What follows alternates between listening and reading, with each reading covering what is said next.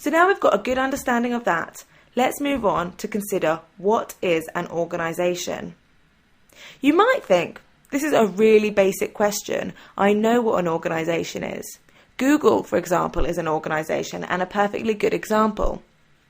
However, even while thinking we know what an organisation is and being able to think of many examples, we need a more formal, tight definition of what an organisation actually is. Therefore, an organisation is a group of people that is organised and managed in a way that aims to follow a corporate goal or need. We can see that actually this definition means that there are many different types of organisation which are possible. So we know that something like Google, a business, is an organisation, but under this definition, so are things like charities or societies. Let's have a look at organisations in a little bit more detail. This is Fred. Now, if Fred decides to go into business all by himself as a painter and a decorator, he will be a sole trader. He's a sole trader because he performs every role in the business, and he's doing it alone or solely. As a sole trader, Fred will need to do everything himself.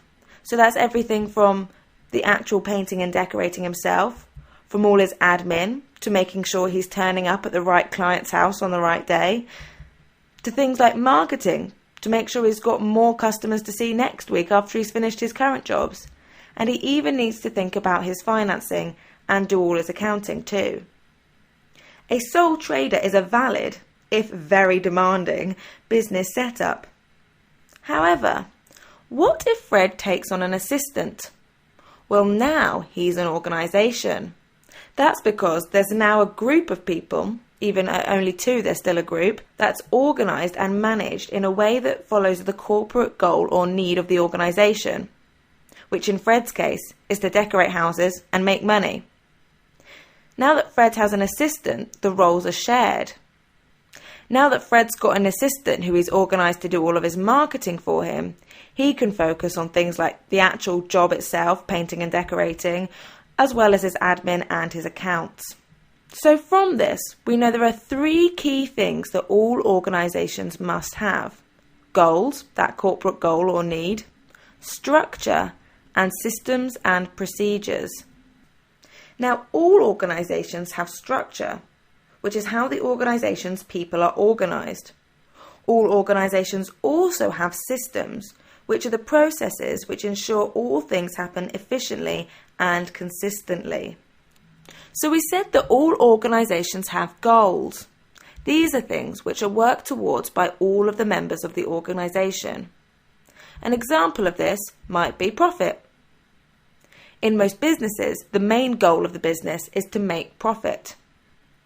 However, to do this, all organisations also need structure. Now, these structures are put in place to ensure that individuals know their role and they know what they're supposed to be doing. For example, there might be an accounting team who will do all the accounting for the organisation. There might also be a marketing team who will make sure that the organisation is well marketed. And finally, one more example might be for human resources, to make sure that the staff who are coming in are of the right calibre. Let's move on to consider systems and procedures in an organisation. Systems and procedures are the standard steps showing how key activities are undertaken. For example, there will generally be systems and procedures for production. If you think of a factory, they'll have some very strict systems and procedures to make sure their product comes out exactly the same every time. Another example of systems and procedures might be the way that an invoice is paid. If we think back to Fred, every single time he charges his customer an invoice, he might do it in the same way to ensure that they're always paying him into the right account. So we know that all organisations must have goals, structure, and systems and procedures. But all these things also need to be managed. These things all need to be controlled and reviewed, and this is where the management role comes in. Finally then, there's two more factors about the whole organisation which are always true. An organisation exists independently from any one member.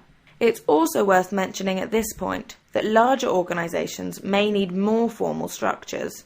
I'm sure you can understand why at Google they're going to need more formal structures around their management than Fred will need for his marketing assistant. So you might be thinking, with all these different things that an organisation requires, why does anyone bother? Well, the important thing about an organisation is that it involves a lot of sharing. An organisation means that there can be sharing of ideas, experience, knowledge, skills, and resources. Because of all this sharing, an organisation will achieve more efficiently than individuals working alone.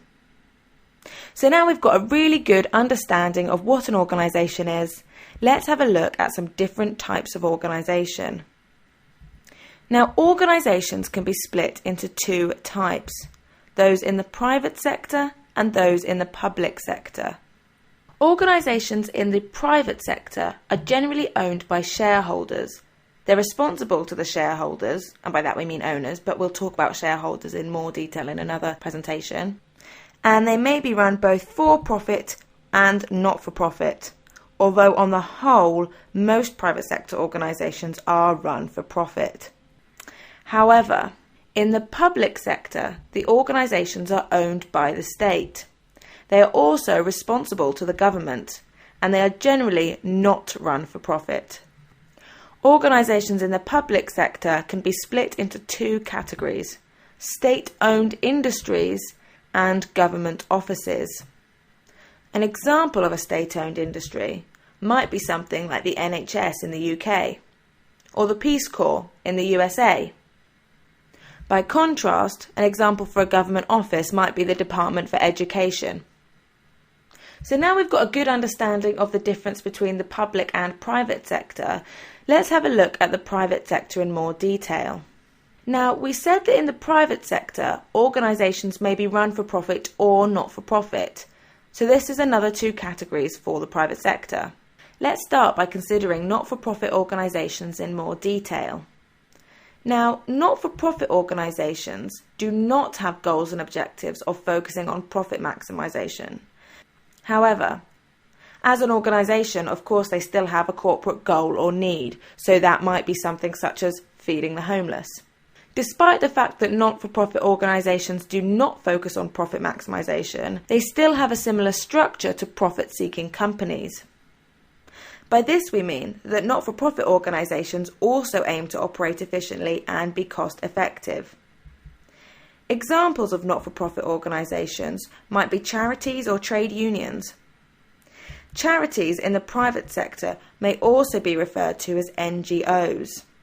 NGO stands for non-governmental organisation. Put simply, an NGO is a private sector organisation which is not for profit. As their goals aren't for profit, their goals might include things like ethical standards or service delivery. An example of an NGO would be something like Oxfam. They operate outside of the government and in the private sector. Oxfam has as its goal to help those living in poverty internationally. Let's move on and consider profit-seeking organisations. Now, profit-seeking organisations have as their primary objective to maximise returns for the owners or shareholders.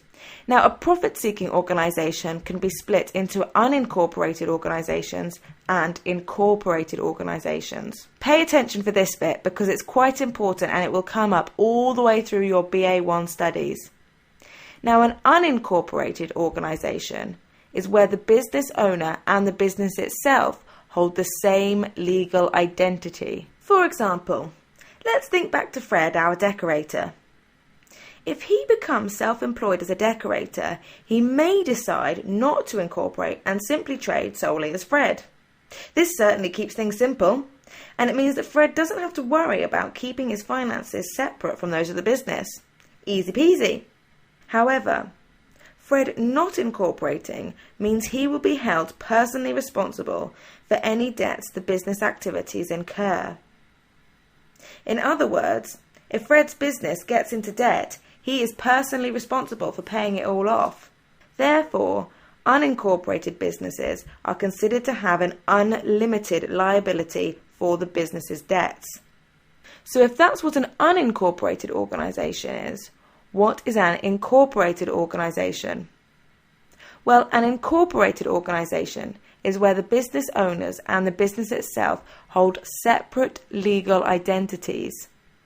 If Fred decides to incorporate his business and become Fred Decorators Incorporated, this means that he has a legal separate identity from that of his business. Now, incorporating a business may be a little more complicated for Fred to sort out, but it does mean that he won't be held personally responsible for any debts that his organisation does incur. For that reason, incorporated organisations are considered to have a limited liability for the debts. So now we've understood the difference between an unincorporated and an incorporated organisation, let's have a look at the two main types of unincorporated organisation. Remember, unincorporated organisations hold the same legal identity as their owner, and there is an unlimited liability for debts.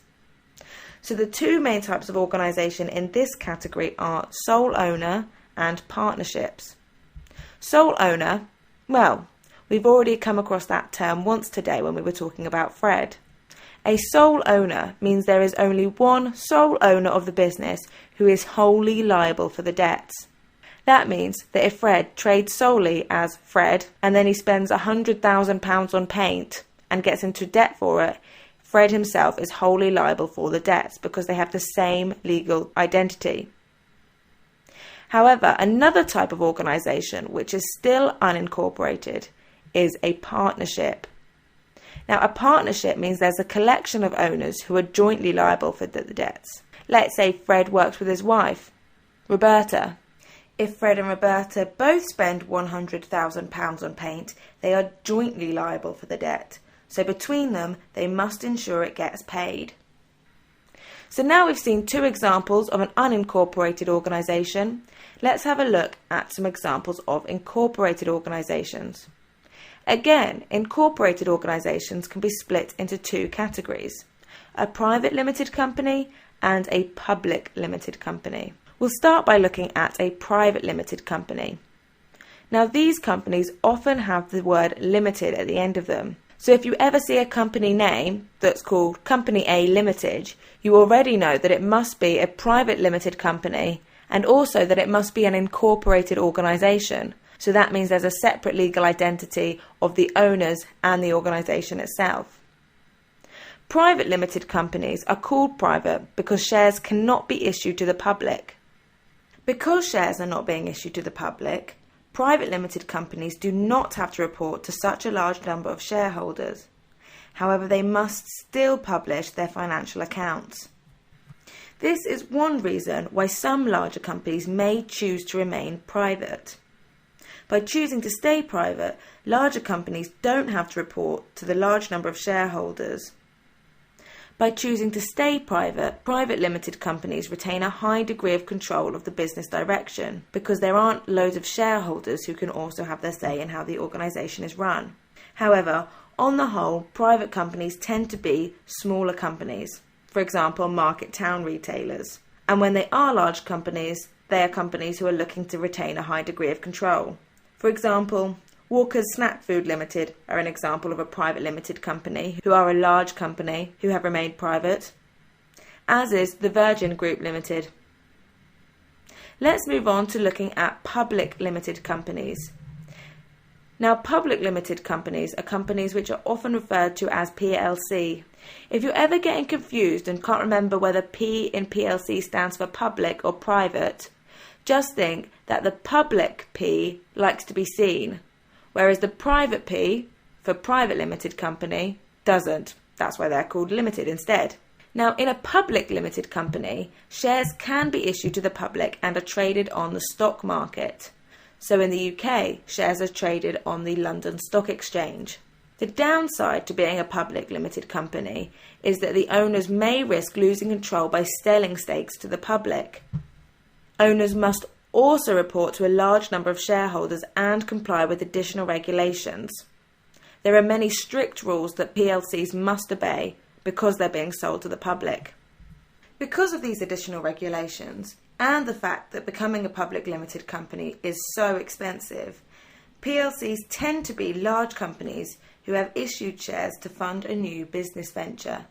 Well-known PLCs would include companies such as Tesco's PLC or British Airways PLC. So with that, we've looked at all the different types of organisations there are.